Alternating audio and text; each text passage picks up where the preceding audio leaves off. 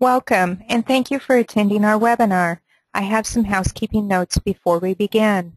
As a provider of continuing education, ICS has specific guidelines and regulations to follow when presenting continuing education events. We appreciate your professionalism and honesty in accurately recording the number of CE hours you attend during any given program. We recommend you be on the webinar screen for the full webinar. The system can tell if you pull up another screen during the webinar, such as your email, and will show you inattentive during that time. ICS bases the amount of time you're attentive when considering your CE hours. Polling questions will be asked during the webinar. They're also used to gauge your attendance and CE credit hours. You must have your pop-up blockers turned off or hold down your CTRL key in order for the polling questions to work properly. If the polling questions do not function for you, simply write down the question and your answer and fax or email it to me. Polling questions are interactive for the live webinar only. If you are watching this as a recording, you will take the paper quiz provided in the email with the webinar recording link. Because of sound quality, it's necessary to keep you muted throughout the program. You have the ability to ask questions using the questions box on your control panel. And I will be answering questions during the polling times and at the end of the webinar. An online survey will display on your screen when you leave the webinar. Please take 30 seconds to provide us with valuable feedback. My name is Denise Hoffman. I'm the Director of Education and Events for the Iowa Chiropractic Society. I have years of experience in assisting ICS members with their questions related to laws and rules pertaining to chiropractic practice. Today, I'm going to share that experience with you. This program is 1 hour in length and designed for the doctors beyond their first license renewal biennium. If you're within your first license renewal biennium, you need the 2-hour program. You may watch and receive 1 hour credit for this webinar, but it won't satisfy that CE rule. So you'll need to go and take a 2-hour class as well. Today, I share with you the laws and rules based on the current information available. I'm not an attorney, and ultimately, the doctor is the one responsible to keep up to date on changes and to implement those changes into practice. So I'm going to start out. We'll go over what the code is and the rules are. We'll run through some IBC information, and then I've got the FAQs, the questions that we get asked a lot here in the office at the end of the webinar. And then I'm hoping to have time to show you where to find information on the IBC website and where to find information on the ICS website if we have time. So Iowa Code 151 defines chiropractic, and it defines it as treating human ailments by hand or instrument or through the spine, and by using diagnosis, withdrawing of blood or ordering the withdrawal, lab tests, physical exams, nutrition advice, utilizing chiropractic physiotherapy procedures, and physician in Iowa Code has chiropractic right in the definition, and so does Medicare's definition of physician. And I share this information with you and the link somewhere to find that, because if you are challenged, if you do a physical or an employer won't accept your note about their employee being sick or something of that nature, this is where you're going to go to find the information to show them that, yeah, you can do those kind of things.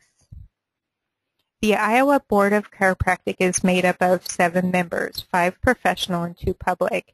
The governor appoints them. They can serve up to 9 years, 3 3-year terms, and they're the link between the consumer and the chiropractor. And IBC promotes the is there to promote public health and welfare and safety of the patients. It's part of the Professional Licensing Bureau. They meet quarterly, and they are charged to license and discipline. I'm sorry, I have boxes in my way. They're charged to license and discipline to write the rules, including the continuing education rules.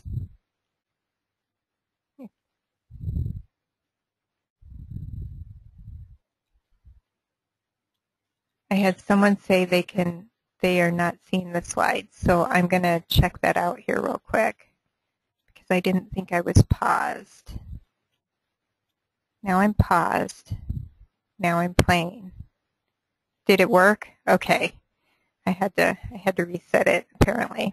Sorry about that. Here's the contact information for IBC, their phone number and their address in case you would need it. The Bureau Chief is Barb Huey. Carla Hoover is the Secretary. She's been there for years. She can answer a lot of questions. Marv Furch is fairly new there, and he's interiming. He started last summer being the board exec for IBC. And then I listed out the current IBC members. They change in April. I think Dr. Calasisi, it's his last. He's in his 9th year, so he's probably pretty ready to get off the board. So basically, the IBC protects the patient's best interest, and makes sure that those who are licensed are qualified, and they implement laws and rules to protect the patient, and they want to ensure that IODCs follow those rules. And they are they're very nice, very well thought out, very good to talk with. If you have any issues or trouble, call any of the board members, and they're glad to help you in any way they can. And I think we have a polling question. So if you'll hold down your CTRL key, I'm going to launch the poll now. IBC's primary purpose is to protect the patient, true or false?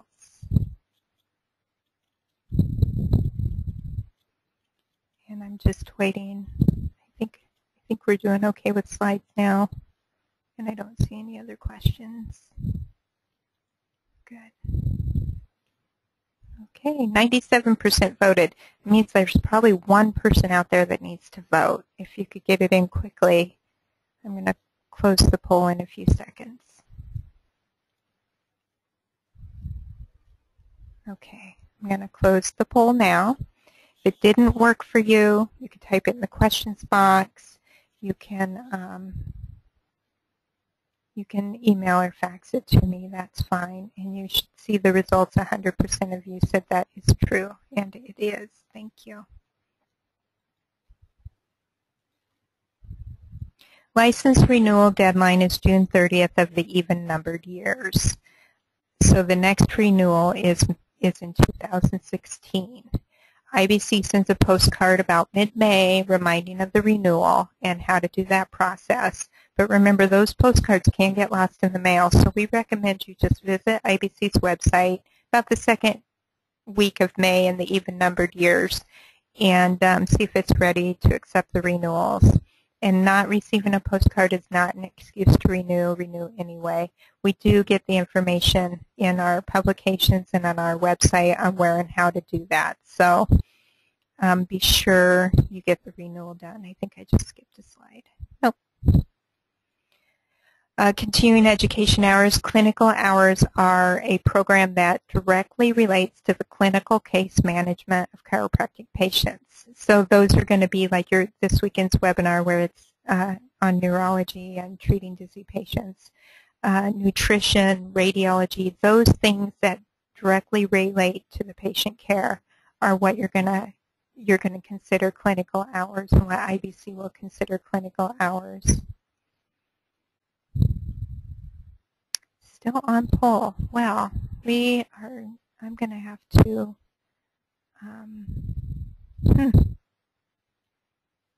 now it's not even letting me have the option of screen sharing. Nice.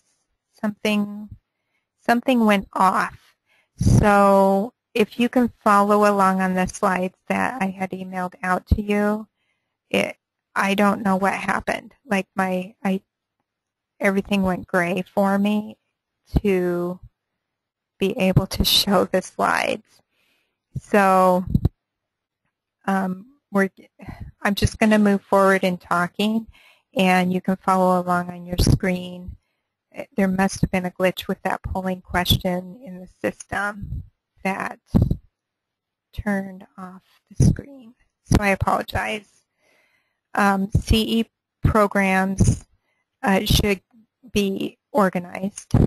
They should be directly related to professional competency, and they need to relate to the practice of the profession.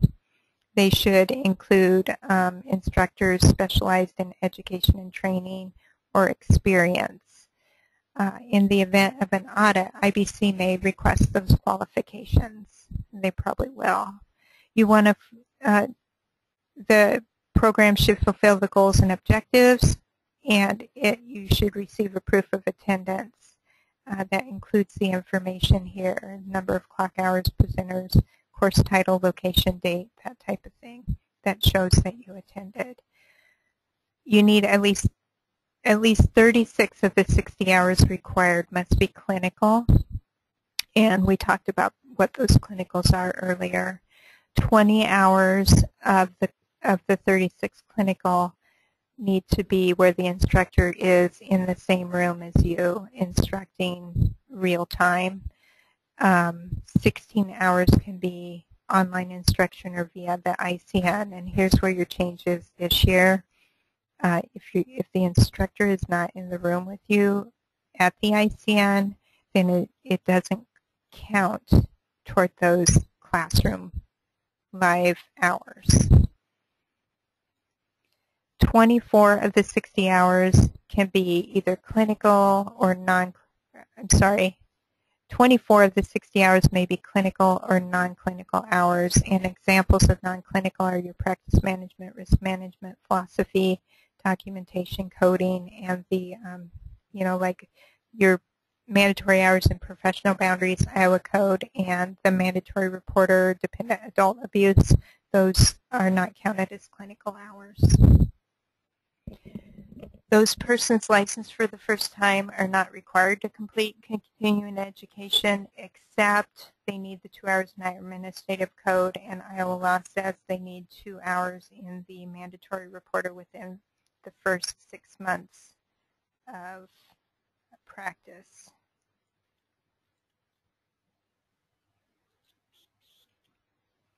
Did the screen come back? I think it did. Okay, good. Thank you. Sorry about that.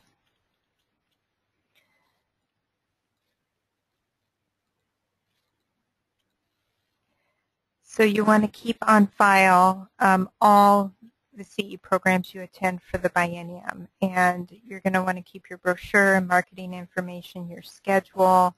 You want to make sure you keep your course outline and description, handouts, including any notes you took. Keep a copy of that on the file too. Your certificates, any tests you took, and information about the speaker. If IBC is to audit you, I've had doctors who have been audited that IBC has asked to actually see the notes they took during the class. So keeping a copy of those on file is not a bad idea. In order to have your CE hours count toward license renewal for self-study or independent study, you need to have a post-test or exam that goes along with it, and a certificate of completion. And you can't get CE for basic anatomy, physiology, and undergraduate coursework. IBC does not allow that. You can keep your files electronically. You can scan them in and keep an electronic file, and that's acceptable. ICS does have a great tool for members in planning their CE on our website. You just need to go to the CE portion, and hopefully I'll have time to show you where that's at, and download that form. The Iowa Board does allow for extensions of your license if you have a disability or an illness and are unable to get all your CE hours. You can request an extension. They're good at granting those. And there is a 30-day grace period after June 30th where you can still practice even though you may not have renewed. A late fee applies once you do get renewed, but if something happens that you're out of town or the information for some reason doesn't get to ABC and you realize you didn't receive your renewal, then you still have time to get it. But they send those little renewal cards out right away too once you renew. So watch for those after you renew, and if you have questions, contact IBC. So you need to get your hours done by May 2016. You need 60 total hours, 36 clinical, 20 in class, 16 in class or online. 24 can be clinical, non-clinical, online, in class. It's pretty open to whatever you want to do as long as it pertains to the practice. And make sure you have those mandatory hours, and you can download ICS's planning guide. And we do recommend you renew mid-May rather than waiting until June 30th. That way, if there is something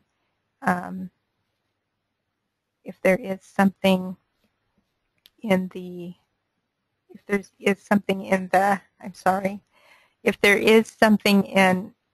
that didn't get done or that they have questions about, you still have plenty of time to make up the hours or to answer their questions before June 30th or even before that 30-day grace period is over if needed. Name and address change. You need to be sure and identify the Iowa Board of Chiropractic within 30 days of any name or address change or both. The name change form is found on the IBC website, and the address form change is found on the Bureau of Professional Licensure website. And we're at a polling question, so I am going to launch this next poll and answer a few questions. Hold down your CTRL key. I'll launch the poll now. Okay, and I had a question, is this information to be kept in the compliance manual for now? You do want to keep a copy of this course that you took it in your compliance manual because it will show that you are up to speed with laws and rules, at least what you learned in this class. And another question, will the ICN classes that are remote from the instructor be considered as part of the 16 clinical now if the subject is clinical? Yes, because those can be, and what she's talking about is the difference between the 20 hours that have to be live in class and the 16 hours that don't. They all make up that 36 clinical hours. Yeah, if they're clinical, they still count as clinical. They just don't count as the live clinical. So I've got 92% voted, which means we still have maybe 2 people out there who need to get a vote in. If it's not working for you, again, email it to me, fax it to me. I am going to close the poll now and share the results. And 100% 30 days, that's correct. Same as driver's license. All right, and I think the slides are working okay now after that poll. There's nothing blanked out on me. Additional Iowa Board of Chiropractic policies and guidelines can be found on their website under News and Events. So I listed the ones they have there. So these are just some of them are kind of expanded on what the rules already are. So if you need more guidance or help, this may be a good place to go and read those rules. Acupuncture rules and guidelines. The practice of the acupuncture is defined as the insertion of needles, moxibustion, oriental medicine, adjunctive therapies that I have listed here. In order to perform acupuncture, you need 100 hours of training that can be traditional in-person classroom. It's how you have to get that initial certification training with the instructor on site. And then you want to maintain your certificate of completion with the information similar to the other certificates, the name, the number of hours, the date of completion, that type of thing. And then you don't have to give your certificate to IBC unless they request it. But you do want to send a copy of it to your malpractice insurer. And then each biennium you need to get 12 hours of continuing education in acupuncture. And those can be online or live. And they'll count toward clinical hours.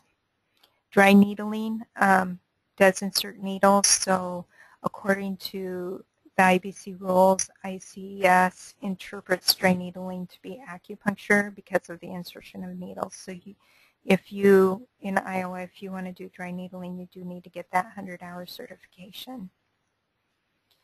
IBC has a lot of policies and rules for you in your practice, so you want to review their website, you want to review their rules every once in a while, and call them if you have any questions.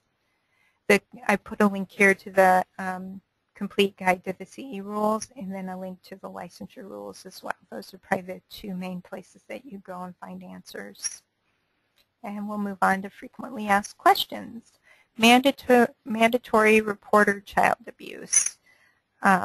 This is a state law. It's not a law created by the Iowa Board of Chiropractic, but the state says that you need this, and that you need to have 2 hours in training every 5 years. Now, if you only treat adults, you need 2 hours in adult training. If you only treat children, you need 2 hours in child training. But if you treat both children and adults, you can combine those, and you still only need a 2-hour class, but you want to make sure you take the combined class. Otherwise, you'd have to get the 2 hours in adult and the 2 hours in child separately. So in order to probably save you a couple hours, be sure that the class is a combined class if you treat both children and adults. It must be a state-approved program, and the state gives them an approval number. So if you're taking a program somewhere and you have a question, ask for that approval number. And then new licensees, like I said before, have to have it within the first 6 months of their practice, and then they can have every 5 years after that.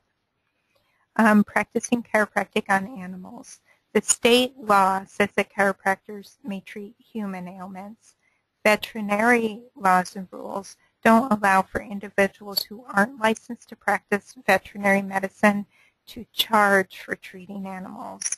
So basically, you can't treat animals in your office, and you can't charge for treating animals. Medical record retention. This is a big one that we get asked a lot.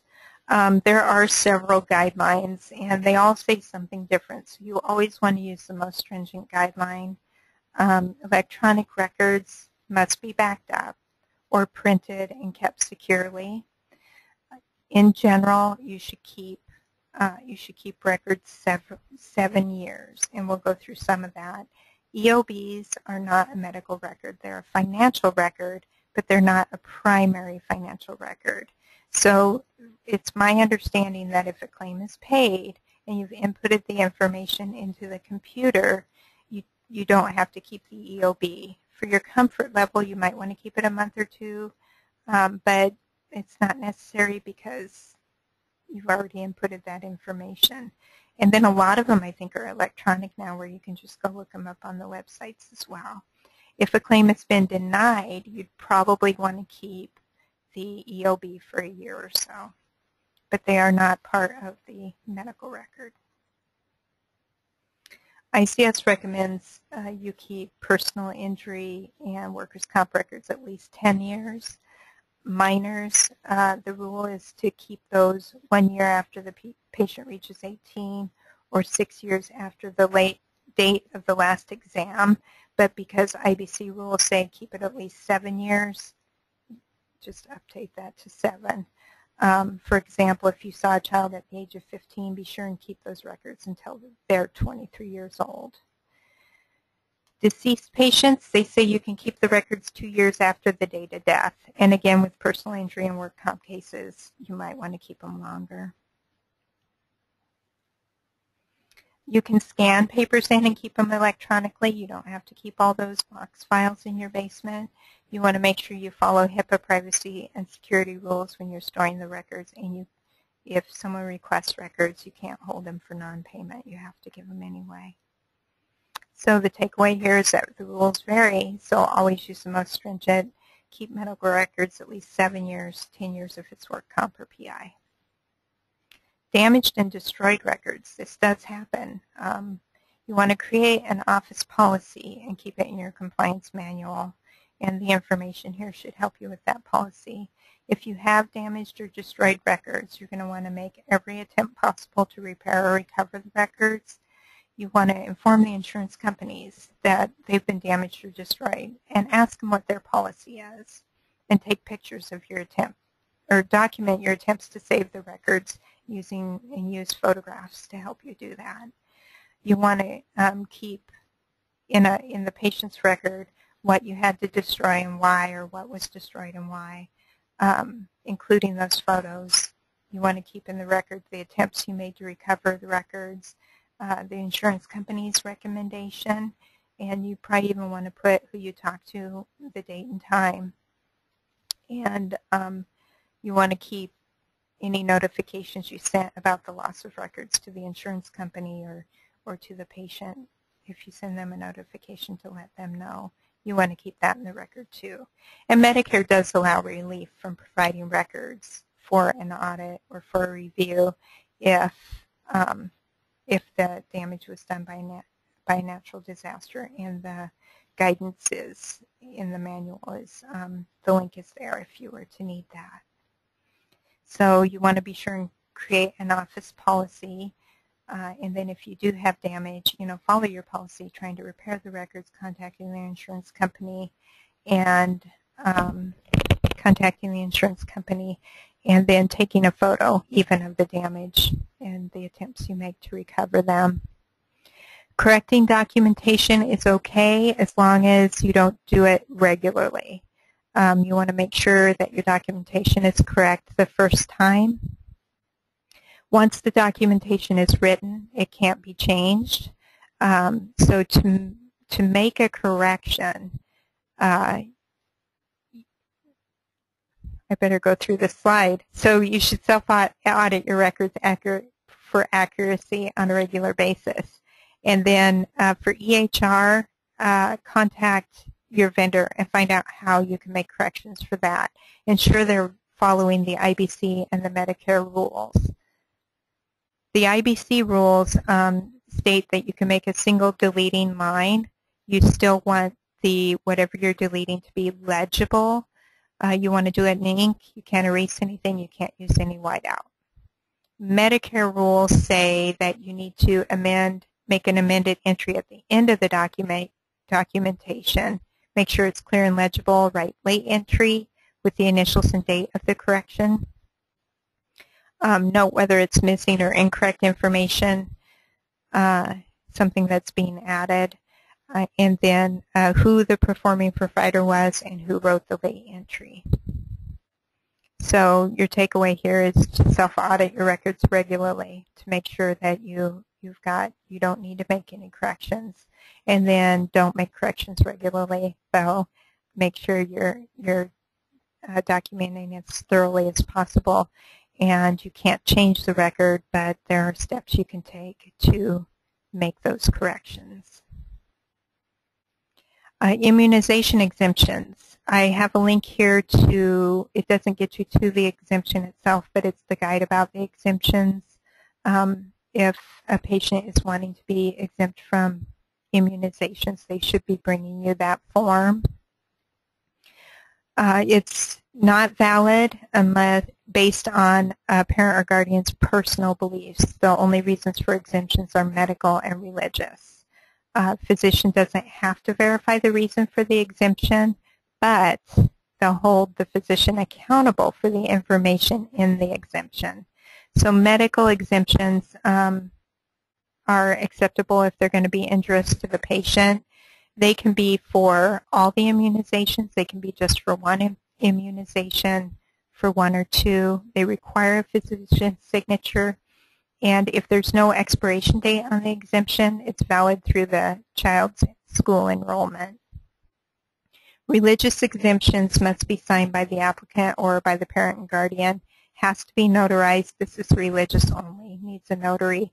And religious only would be null and void during times of an emergency. So if there was an outbreak and they wanted everyone to be immunized, the religious exemption people would have to do it as well.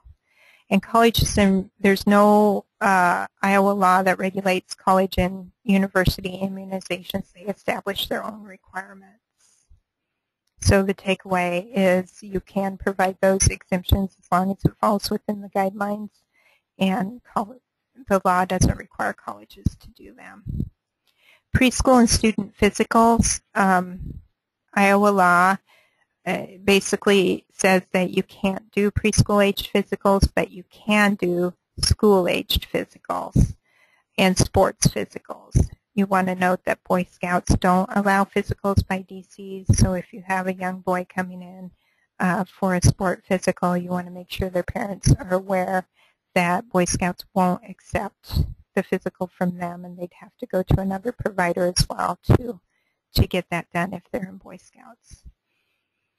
There is a return to play policy for sports physicals. Grades 7 through 12 who participate in the school activities need to be under the return to play policy, and chiropractors are included in that code.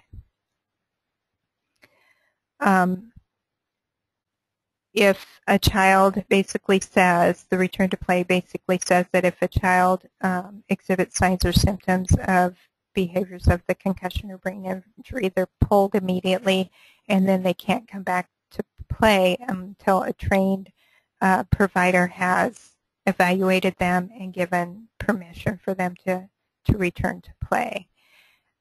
The information is found on the Iowa High School Athletic Association website. I've got the link here. And then there is a free online course for concussion management at cdc.gov. So you can go, I think that course is half an hour long. You can go take that. You can get trained to be able to do the return to play. And that link's there, so you can do that. I do have a question before I move on to, I'll do the takeaway first. So can you perform school physicals? Yes. Can you perform athletic physicals? Yes. You can't perform the preschool physicals. You can't perform the Boy Scout physicals. And you want to follow the concussion return to play when doing the sports physicals after you get the free training. So I have a question that can DCs now make these exemptions? And I think that's pertaining to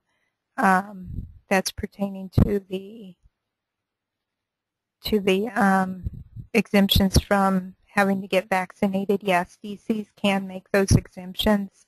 You just want to be sure that you follow the rules on that.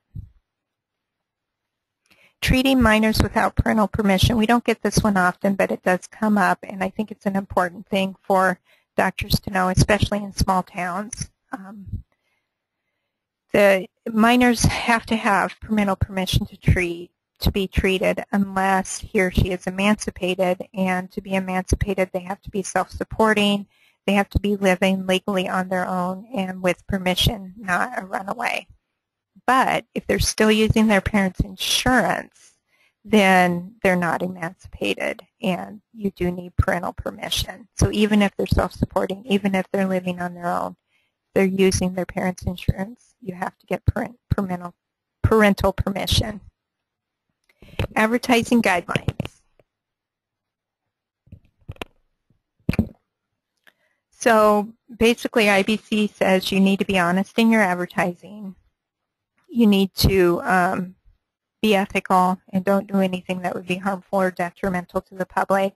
You can't advertise physical therapy unless a licensed PT is performing the service, and you can't use but you can use the words physiotherapy in your advertising.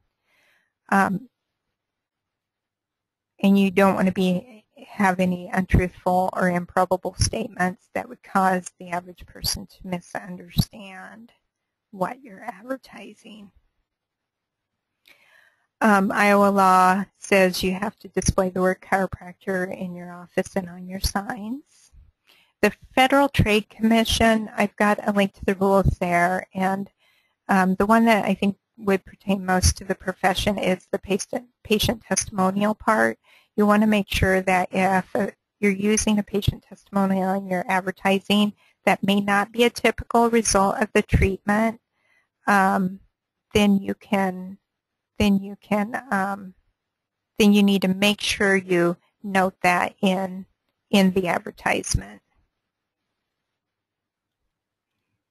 The Better Business Bureau has a code of advertising that should be reviewed when considering any type of marketing in your practice, and I've got a link to the Better Business Bureau information there. ICS's position statement, which I'm sure many of you have seen, recommends that you don't offer free services, you don't coupon, you don't waive deductibles or co-pays, and reasons for this are the payer contractual restrictions that you may have with some of the contracts for insurance companies. Medicare, Medicaid doesn't like it when you do that type of thing either. And another reason is it could reduce reimbursement rates if they're considering usual and customary fees, and they look and see that DCs are always, offering coupons and offering free services. They may say, well, then the usual customary fee is half of what we pay, and they may make that be their reimbursement rate. So you want to have that in consideration too. And the couponing and such could be construed as inducement, which the OIG doesn't like. So it's not ICS's intent to restrict the rights of its members to market their practice, but we just want to ensure that you're compliant with the Medicare, Medicaid, and provider contracts and all the rules and regulations that are out there. Time of service discounts, Medicaid audits providers who provide discounts. They do, I've seen it.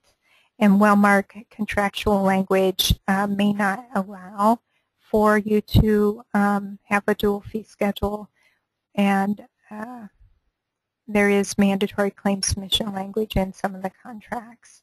So Medicare regulations state that you have to charge the patient, and then the inducement rules apply here, especially with Medicare, that it can be seen that you're trying to induce Medicare patients to come to your office by offering coupons or lower fees.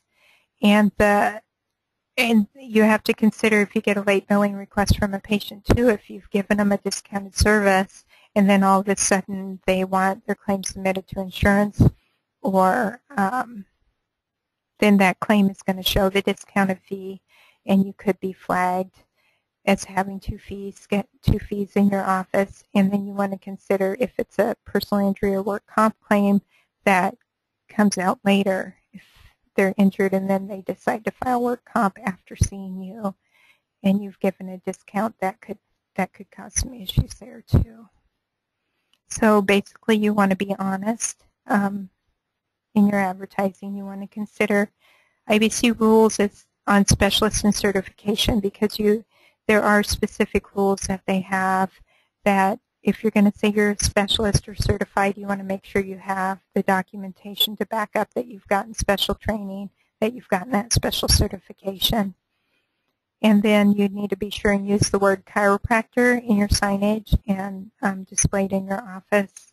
And you want to use physiotherapy, not physical therapy. And you want to follow the FTC and BBC rules and guidelines. No couponing or discounting, no time of service discounts. And I do have a question: can a physical therapist adjust? They cannot do a chiropractic adjustment. And when I was earlier talking about IBC and the guidance that they have under the news and events, there's information about that there. Offering free services at public events. So now that we've talked about how you can't do free services or discount, there's an exception when it's a public event. Say a wrestling team is coming to town and they ask you to be the chiropractor and offer services to the wrestlers that are participating. All rules and regulations and professional standards still apply. And this includes maintaining and establishing a patient record, obtaining the patient history. You don't want to perform any non-emergent care in a setting that could compromise the quality of care. So you want to keep HIPAA in mind and privacy of the patient in mind while you're doing this. You want to contact your professional liability insurer to make sure you have coverage to do this type of thing. And you want to keep in mind that even though you're not charging for the services, it doesn't relieve you from any potential liability. Even if you obtain a release or waiver of liability from the patient, it's still not likely to protect you if you were to go into a lawsuit. And staff must be compensated. So if you have staff coming to help you, even though they're volunteering, the Department of Labor says you have to pay them if they're going to be there, and that would include overtime pay if applicable. You want to exclude Medicare and Medicaid patients because you could be found in violation of the federal prohibitions of offering free services. So you want to make sure you exclude them. And chiropractors who are considering participating in community events and providing free services in connection with those events should carefully consider the risks associated and discuss those risks with legal counsel before you do them. Emergency response, of course, that's a whole other issue. If it's a natural disaster or an accident, you can perform services at the place of emergency, at an emergency shelter, or while transporting the patient back and forth. And there is a Good Samaritan law in Iowa that protects you if you are, if it's an emergency and what you're doing is trying to help. Anti-kickback, you want to be careful of this. It says that you can't offer or receive payment in return for the referral. So, for example, if you have a massage therapist in your office who gives you $10 for every patient she sees, you can't refer patients to that massage therapist. You can provide a list of massage therapists in the area that includes the one in your office, but you can't influence the patient at all. They need to be able to choose whom they see. Financial hardship and bad debt. If someone comes in that has a financial hardship, it needs to be per your written office policy. So you want to have a policy for this too. And we recommend that it's federal poverty guidelines that you follow for the financial hardships, but you could include things like if someone recently lost their job, or if their house burned down or something, you could include that in your policy to qualify as a financial hardship. And you want to apply it to all patients who qualify. And this would include Medicare and Medicaid too. And I have a question, where do you find the federal poverty guidelines? If you Google federal poverty guidelines, it'll pop up on your Google. So have a written office policy. Use it rarely. Use it only when people fall within that policy. If you have bad debt in your office, you want to create a policy for that too. You want to make reasonable attempts to collect on that debt. File it through insurance. Use a debt collection company if the amount warrants. And then you want to document your attempts to collect and keep that on file before you write off that bad debt. Charging for record copies. HIPAA says you need to use a reasonable cost-based fee. And you can include postage, you can include the supplies and the labor of copying, and you can include preparing an explanation or summary in with that fee. Workers' compensation, For the initial and final clinical assessments, you need to provide them without cost when they're requested as supporting document to determine liability, or when they're requested for payment of the medical provider's bill for the services. And then they do have specific, if you're going to duplicate, like if they're asking for all the records, you have some specifics here on what you can charge. You can add the postage to that, but nothing else. If it's in litigation, provide it within 30 days, and that pretty much goes, 30 days is pretty much a standard of a timeliness in getting things done. You won't need a waiver. If it's in litigation, you don't need a waiver to release the records from the patient's legal representative or the patient's attorney, and the fees need to be based on actual cost of production but can't exceed workers' compensation. You can provide one copy of the patient's complete billing statement free, but you can charge for postage and delivery on that. And if for some reason you don't have access to all the records or you don't provide all the records, you just have to let them know what was left out. So in general, if you follow workers' comp, you should be fine.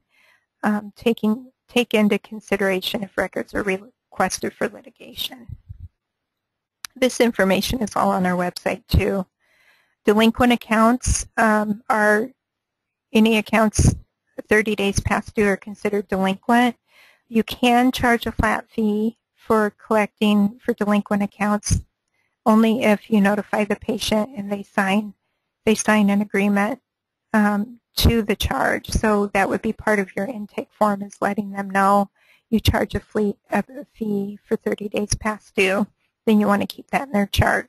Iowa law says the maximum interest you can charge is 21% per year, and of course Medicare and Medicaid are the exception again. It's a violation if you charge more than the allowed amount, so they would be exempt from that. You are allowed to dismiss a patient from your practice. Iowa code says you can choose who you serve. In an emergency, you need to provide services, of course, and you can't neglect a patient. But you can discharge a patient or discontinue a service if you give adequate notice, which of course we consider is 30 days. Make it in writing to the patient. I recommend a return receipt, so you have that on file. You want to keep your letter and your return receipt on file. When you transfer medical records, you want to be sure to preserve confidentiality. You want to be sure to send them within 30 days. And you want to make a note in the patient's record, the items transferred, the date, who they were sent to, and you can't refuse to transfer records for non-payment of fees. Iowa code has in it if you're going to discontinue practice or depart from practice, and I'm including this. I know that not everybody has plans to do this or is thinking about it right now, but these guidelines would pertain to, any other transfer of patient records or the dismissing of a patient. So you want to ensure records are transferred to another physician or entity, and this would include the financial records, and this is for discontinuation of practice or departure from practice. You want to notify all the patients that their records have been transferred where you sent them to. You want to be sure that the notification is in writing, and then IBC says if you're quitting practice, to be sure to put an ad in the newspaper, in the community newspaper, once a week for at least 3 weeks about your intent to discontinue practice, the encouragement to seek other services, and how the patients can obtain their records. Active patients are considered someone that you've treated within the last year.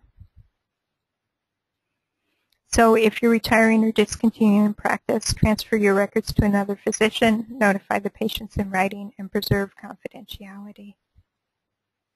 And we're at a polling question. So hold down your CTRL key, and I am going to launch the poll now. So you can hold records for non-payment of fees, true or false. I think I have all the questions answered. All right, I've got 92% voted, 95%. Maybe one or two more people need to vote. I'm going to close the poll in a second. All right, I'm closing the poll now.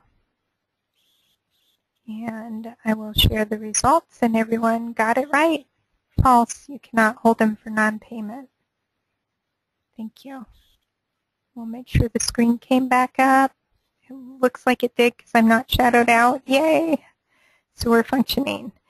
I'm going to go through some websites here. I'm going to start with the Iowa Board of Chiropractic website. So I'll click on this link, and hopefully it goes quickly. Here we go. Here is what it looks like when you get to the chiropractic part. You've got in this column here on the what would be the left-hand side as you're looking at the screen are your links that you can go to find the information that you may be looking for. When we talked about renewal, here's the link to where you would go to renew. Application process and form is there. Fees. If you need the extension or exemption for disability or illness, you find it here. Continuing education. They have some good information on here. They have the rules linked right here, and they also have this guidance for how to select and document CE.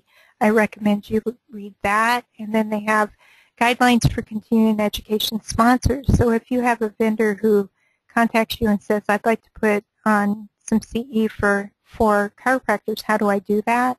You can send them here and have them click on that guideline. That's where they'll find that. If you need to file a complaint, you go here. This lists the discipline and public actions. So if you wanted to look up and see what's going on there, you have that. The Impaired Practitioner Program link, laws and rules. This is one you'd want to go to look up and see what are governing the licensure. They have the rules on what colleges for chiropractic physicians.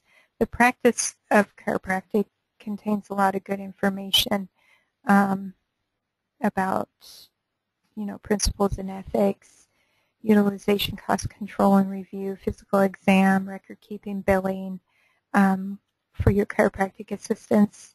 The physiotherapy rules are there, so that's a good place to go and find information. And then the news and events, like I said, that's where you have your policies and the question about can PTs adjust.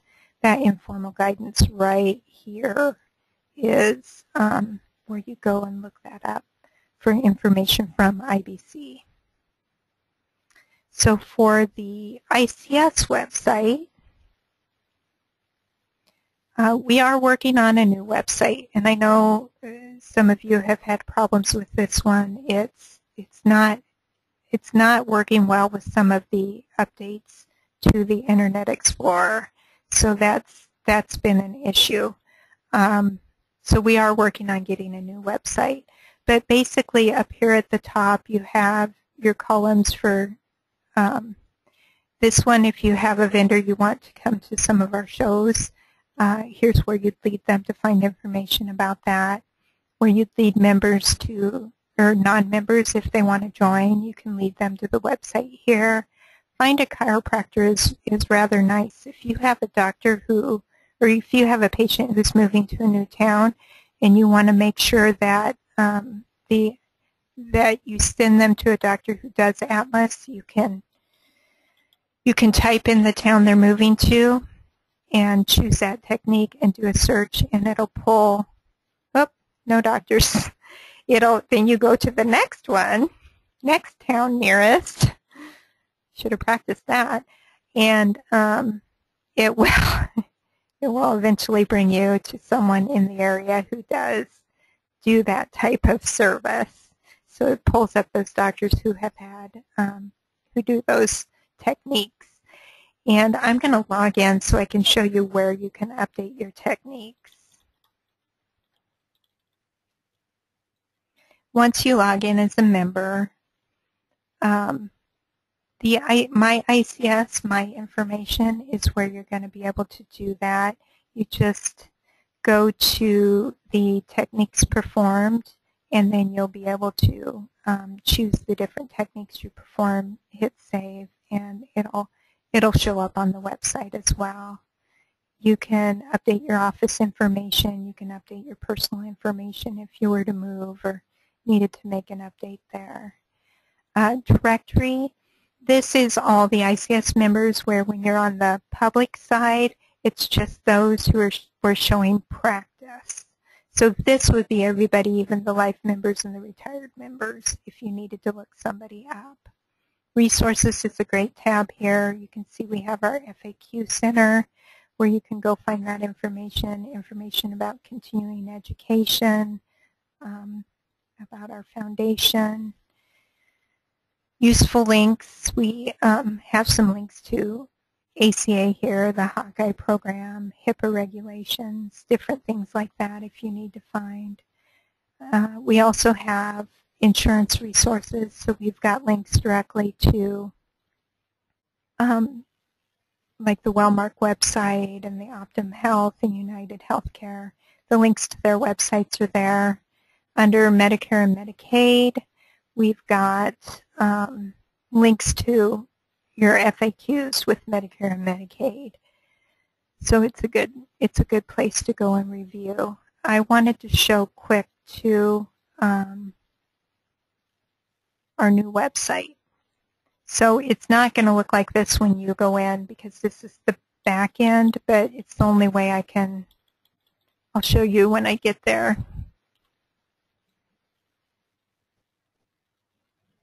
I know I'm going through this kind of quick. You guys will all get this recording, so you can listen to me fumble through again.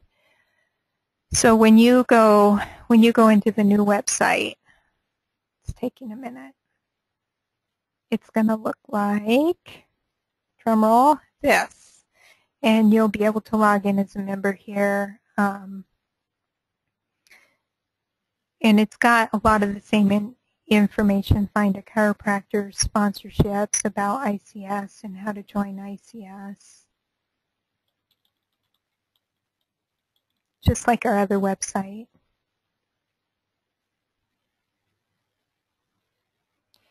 And now it's not letting me get in. Isn't that nice? But we do have, it's very similar to the old one, where it has the resources tab, and it has the resources tab and the FAQs. We've done a better job with the FAQs in organizing those. So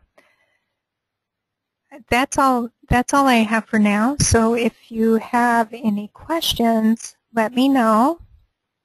I'll hang on here for a minute, and I've got my contact information here too if you want to email me or if you want to call me and ask me something after the fact. If you can think of something else, yeah, just let me know. We're available anytime.